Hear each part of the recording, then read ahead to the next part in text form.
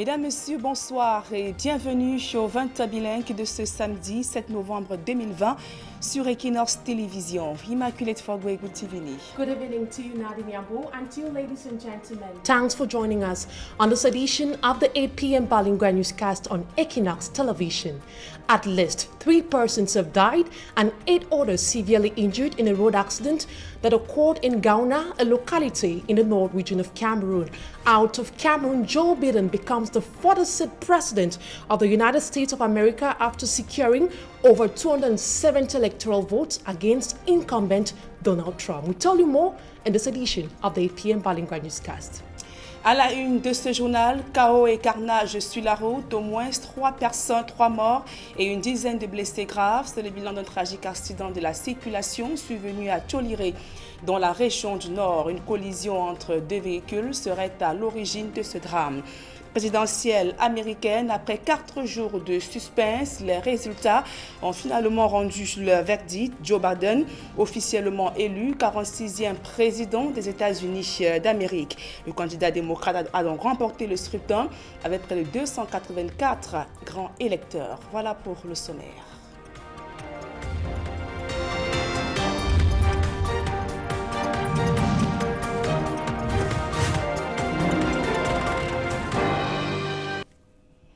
Mesdames, Messieurs, une fois encore, bonsoir et merci d'honorer ce rendez-vous de l'information sur Equinox Télévision. C'est officiel, Joe Biden élu officiellement 46e président des États-Unis d'Amérique. Les résultats ont été rendus publics après 4 jours de décompte. Jamais à 20 ans dans l'histoire de l'Amérique, l'attente n'aura été aussi longue. Joe Biden a donc remporté l'élection après sa victoire en Pennsylvanie, où il a donc obtenu près de 28 000 voix, dans ce qui l'a poussé à 280 grands électeurs contre 214 pour le président sortant, Donald Trump. C'est précisant que le dépouillement se poursuit dans plusieurs autres États dont les derniers résultats sont attendus sont ceux de la Caroline du Nord, la Géorgie ou encore l'Alaska. À peine a-t-il été élu, Joe Biden s'est exprimé sur sa victoire. Le démocrate désormais à la tête des États-Unis promet d'être le président de tous les Américains. Au rang des premières réactions, l'Allemagne a salué donc l'élection de Joe Biden, affirmant vouloir un nouveau départ dans les relations transatlantiques, qui a d'ailleurs connu beaucoup de soubresauts. Emmanuel Macron, président français, a lui aussi félicité le nouveau président de l'Amérique pour sa victoire. Et bien avant ce verdict ou encore quelques jours avant, des dizaines de manifestants ont pris d'assaut les alentours de la Maison-Blanche pour appeler au départ de Donald Trump. Il accuse entre autres d'avoir contribué à exacerber les tensions raciales aux États-Unis. Les forces de l'ordre sont restées donc mobilisées durant ces manifestations. Le reportage de Jean-Jules Ngako et Bruno Kemayou depuis les États-Unis. De 3 nuits après les élections présidentielles aux États-Unis, des dizaines d'Américains se relaient au Black Lives Matter Plaza devant la Maison-Blanche afin d'exprimer leur désir de voir le président Donald Trump quitter le bureau ovale. Ces derniers l'accusent d'avoir non seulement exacerbé les tensions raciales existantes, mais surtout de soutenir ouvertement les milices de suprémacistes blancs dans le pays. Well, it's been a very interesting 4 years, especially being a black woman in America. The Trump administration has waged a war against Black America and people of color and people of the LGBTQIA community. So this is a pivotal moment in this country to remove that bigotry, to remove that hate, to rid us of that white supremacist energy, because having a leader of your country who is affiliated with those things just fuels that amongst the people who already feel it. So there has been more acts of blatant everyday racism being experienced by people of color and especially black people. The amount of redlining, the amount of just discrimination, all of it has been highlighted, and it all stems from having a leader like we have with the Trump administration. Oh man, I mean, it's just the whole, if you add Trump to any equation, it's going to just be like madness, and that's how it was, and I was expecting that. And then the first debate, of course, it was just like, so, the energy was so bad, you know, and just like so negative and just so insulting. the exact opposite to the energy that's going on right here, right now. And then they had the other debate, which wasn't as bad. It was more reined in.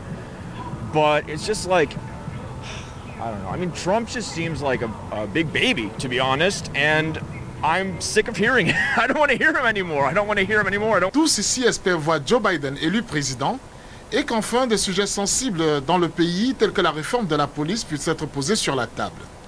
D'autres aussi espèrent que le blason des États-Unis puisse être redoré et cesse d'être le sujet de toutes les moqueries de par le monde. My expectations are high because there has been a lot that the Trump administration has put into place.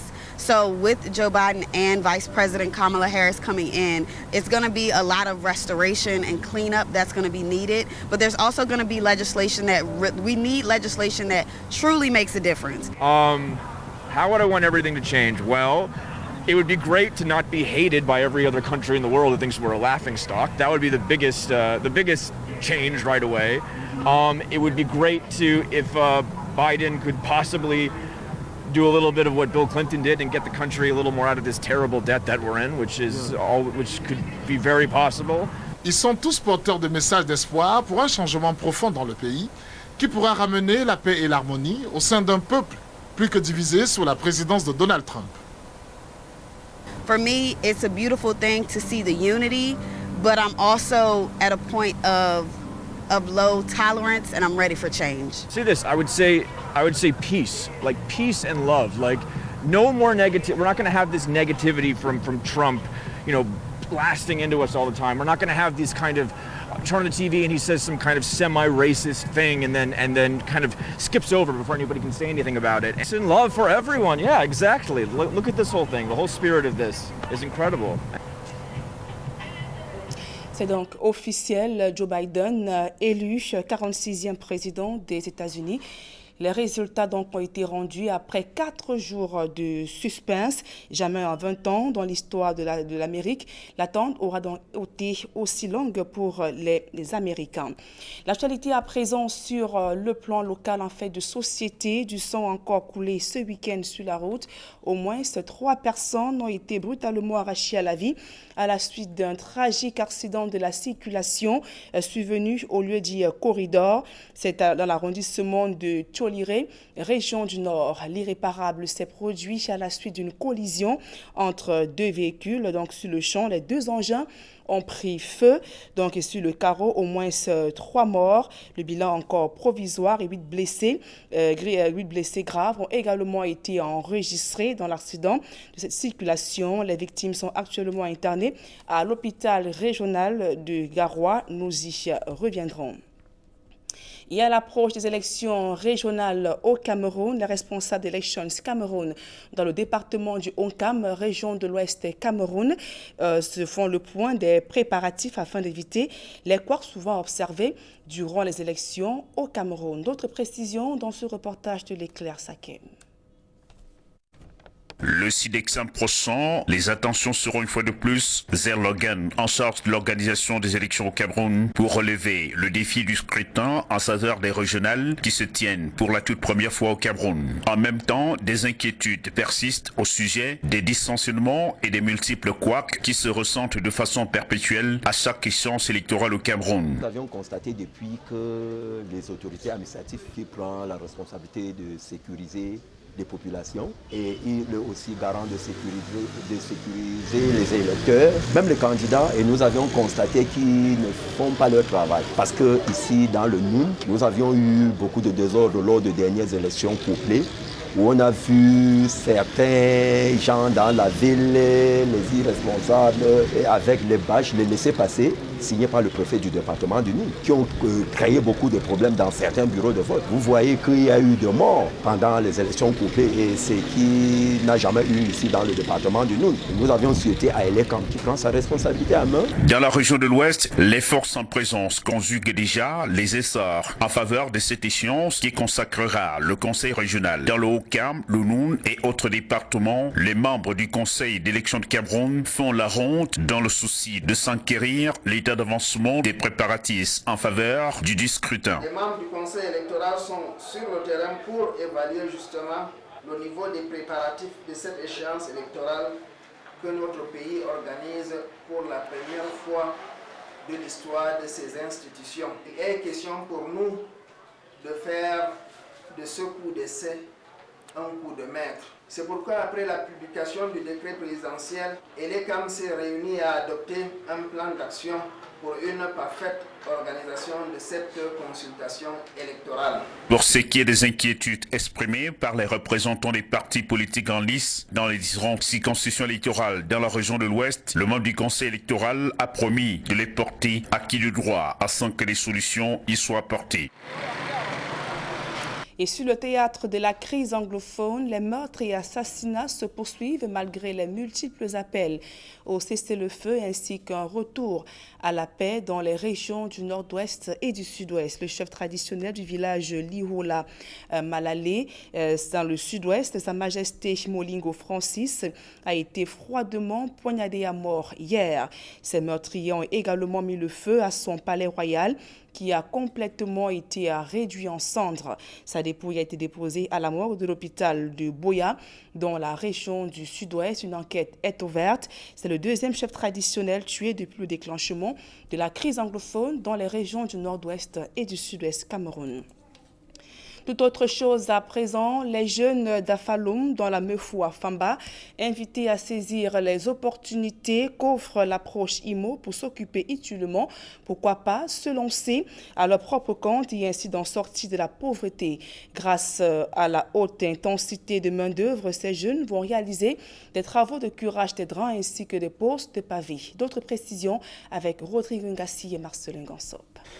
La commune d'Afamloum est l'une des plus enclavées du département de la Mofouya-Famba, avec en plus un taux de scolarisation peu enviable. On n'a pas de lycée, on n'a que l'OCS. Étant donné qu'il y a une misère rampante à Afamloum, beaucoup d'élèves s'arrêtent en classe de 3e. Dès qu'ils ont leur BPC, ils ne continuent plus.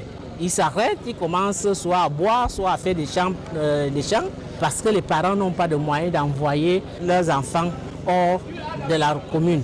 Ces jeunes qui n'ont pas pu poursuivre les études peuvent être utiles au développement de la commune à travers l'approche IMO, entendez haute intensité de main-d'œuvre. On a l'agriculture que les jeunes peuvent implémenter. Il y a même les routes. Quand on fait le désenclavement de certains bassins, il y a des caniveaux à curer, il y a des bus à curer. Si on associe à tous les projets le côté IMO, je crois que les prestataires seront plus sérieux parce que la population sera regardante. Pour un début, le tronçon qui va du carrefour de la commune à la place de l'Indépendance va permettre aux jeunes qui ont été retenus de faire leurs preuves à travers le pavage et l'assainissement en approche IMO. Ce projet IMO vient mettre fin à l'exode rural des jeunes. Voici un projet qui va au moins sédentariser positivement les jeunes de la commune d'Afamloum. Et je voudrais ici lancer un appel à tous ceux qui ont été retenus dans le cadre de ce projet de comprendre et d'intégrer que le développement est participatif. Chacun doit apporter sa pierre. Avec des jeunes qui s'occupent utilement au lieu de vadrouiller, la commune d'Afamloum ne pourrait que mieux se porter. Je ressens que grâce à IMO, ma vie peut changer. Grâce à IMO, je peux faire développer ma vie. On a donc cette catégorie de jeunes qui sont vraiment désœuvrés. L'argent qu'ils vont travailler, cet argent va permettre qu'ils créent des petits projets générateurs de revenus et qui s'installent à leur propre compte. Tout ce qui se passe, Madame le maire, on n'a pas ceci, Madame le maire malade, Madame le maire Maria, Madame... Donc je crois que la mairie va un peu respirer. L'avantage de l'approche IMO est d'impliquer la main-d'œuvre locale à la réalisation des projets de développement. Les jeunes d'Afamloum ont été imprégnés des méandres de cet outil novateur afin que chacun joue efficacement sa partition. Ces maçons seront jugés au pied du mur. L'alcoolisme fait des ravages en milieu scolaire et même estudiantin. 60% des jeunes s'adonnent exagérément à la consommation de ces liqueurs, avec tous les risques que cela comporte sur la santé. Pour inverser la tendance, les organisations de la société civile sensibilisent à la fois les chefs d'établissement, les jeunes, mais aussi les pouvoirs publics qui ne jouent pas toujours leur rôle. Une fois de plus, Marcelin Gansop, Rodrigue Ngassi. Diverses études menées ces dernières années confirment la montée en puissance de l'alcoolisme en milieu jeune. Il s'est révélé que la consommation d'alcool dans le milieu universitaire atteint environ les pics de 90%. Les jeunes garçons viennent en tête avec 60% et les jeunes filles vont à 30% à peu près. Au niveau de l'enseignement secondaire, la même étude a révélé que la consommation de manière globale, en prenant les garçons et les filles, se situe autour de 52%. Le phénomène est malheureusement aggravé par les comportements qu'affichent certains parents et le laxisme de certains chefs d'établissement scolaire. Voyez-vous un parent qui a une addiction pour l'alcool, il y a une conséquence sur la vie de famille. Les enfants, tout l'argent passe dans la boisson, on ne les envoie plus à l'école et on ne suit plus l'éducation des enfants. Nous avons des chefs d'établissement qui ouvrent des cantines où on vend de la bière et aussi il faut veiller sur les dames qui sont chargées de vendre des aliments dans les établissements scolaires. Il nous est revenu que parfois, ce n'est pas pour l'alcool, mais il y a des drogues. C'est pour changer cette donne et inverser la courbe ascendante de l'alcoolisme en milieu jeune qu'une campagne de prévention et de sensibilisation est sur les rails. Un doigt accusateur est pointé particulièrement en direction des activités promotionnelles, lesquelles tendent à jeter de nombreux jeunes dans la gueule de l'alcoolisme. On constate que la réglementation a laissé un vide parce qu'elle n'est pas très contraignante sur cette problématique de publicité et de jeux concours. Ça amène le consommateur à devenir un adepte de toutes les sortes, de toutes les marques, tout simplement parce que du fait de ces concours, il a la chasse du gain entre guillemets. La société civile est favorable à l'élaboration des textes juridiques appropriés pour une protection efficace des populations en général et des jeunes en particulier. Il y a un projet de décret réglementant la publicité, encadrant la publicité sur les alcools, qui est en cours d'élaboration. Nous avons adressé nos propositions. Malheureusement, depuis un an aujourd'hui, on n'a jamais été appelé pour être associé à ce groupe de travail. Nous estimons qu'à un moment, il faut que le gouvernement comprenne. C'est vrai qu'ils sont là-bas en haut, mais nous vivons des réalités ici en bas. C'est connu de tous. L'excès d'alcool nuit gravement à la santé. Et lorsqu'on arrive à en être dépendant, comme beaucoup le sont, le pire est à craindre pour la société tout entière.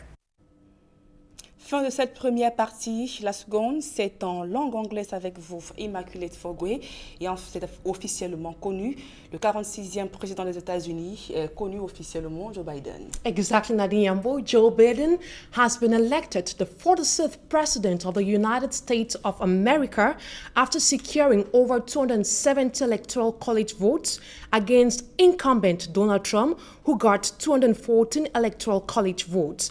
On Joe Biden's Twitter account, he said, I quote, "America, I am honored that you have chosen me to lead our great nation.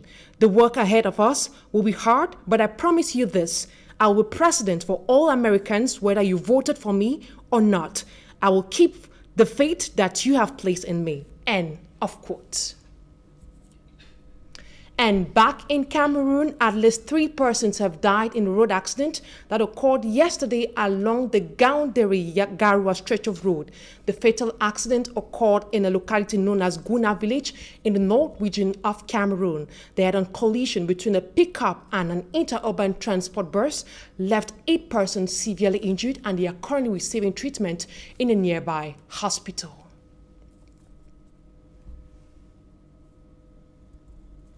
Talking about the ongoing Anglophone crisis, the traditional ruler of Liwu Lamalele in the southwest region of Cameroon, His Majesty Molinga Francis Nango, is dead. He was murdered yesterday evening by unidentified men at about 7:30 in his palace.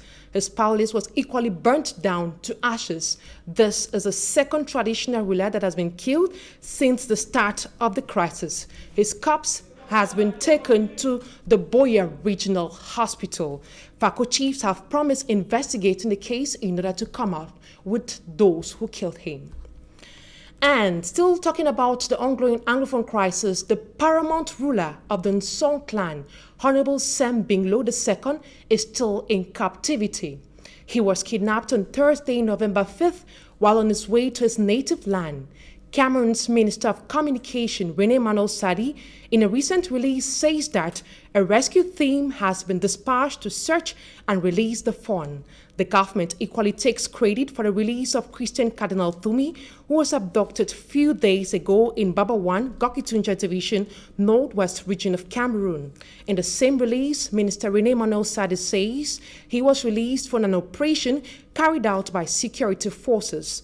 The recent kidnappings has brought about widespread condemnation, especially from the SOC community. They are calling on the kidnappers to unconditionally release the fawn and ensure he returns with his entourage safely to his palace. Honorable Ngala Gerald, a member of parliament for Kambe Central, today rallied the population of Dungamantum Division in Douala. He thanked the population for their unending support, charging them to be bearers of peace in order to bring back normalcy in the Northwest and Southwest regions. He promised to continue working for his people in order to better promote the development of the Wibum clan. Right now, take a listen to Ngala Gerald in this excerpt. By thanking all of you for this mark of confidence and for this sign of love that you have given to my humble personality. To have come out here in your numbers to welcome me here today after my journey to Parliament is a sign that you've recognized me as one of yours, as your son, as your brother, as your husband. At the same time, we live in a community where people must have different opinions, but each and everyone's opinion must be respected. It's very important. You can disagree without being disagreeable. You talk to your brother, he has a different opinion. We bring the different opinions together to help grow the community. So I want to say that let's continue living in unity. In unity, we shall prosper. I want to say a little bit about the things that the president enumerated here in his speech. He was talking about bringing our children together, making sure that they have jobs, making sure that we have good roads. I will let you know something. When I campaigned for office, I promised my people that you will see a difference. And some of those who took part in the rally appreciated the efforts of Honorable Ngala Gerald, assuring him that they are behind him. Take a listen to one of the soul of Kambe. The Wibum people in Douala are happy to welcome you here. We know you are a very big gatherer because we see your entourage, which is very full, because you are a gatherer. First, we have to say that if we are welcoming you here, it's because you were a member of us here. You were a member of us here in Douala. We want to recognize you for the help you gave us, photo and everything. The Wibum Hall in Douala would have not been built without you. So we are very happy. Onto politics. Former government minister and political scientist Professor Elvis Ngole says that those who say the head of state has done nothing in 38 years are bad faith. He was speaking to our reporter, Babla Joletan. Take a listen to him in this excerpt. Over your medium, people who make the case, as you've just said, exaggerating by saying nothing has been done in 38 years. I think that we're all Cameroonians, we're all citizens of the same country. We can run away from each other, and we should be always frank and honest with each other. We should always show good faith towards one another, in good faith and in honesty. It is wrong, it is false for anyone to say that in 38 years, the leader, an elected leader of a sovereign country, a nation like Cameroon, has done nothing. I mean, and yet, that nation is recognized and is known in the world as being a nation which has largely succeeded in many domains of its national life. But again, we leave it to those who hold that view. But I think that view is a view of bad faith and dishonesty. We equally sought to know from Professor Elvis Golengole what the President Paul Biya, has been able to achieve in close to 40 decades in Cameroon. Take a listen to what he has to say concerning that issue.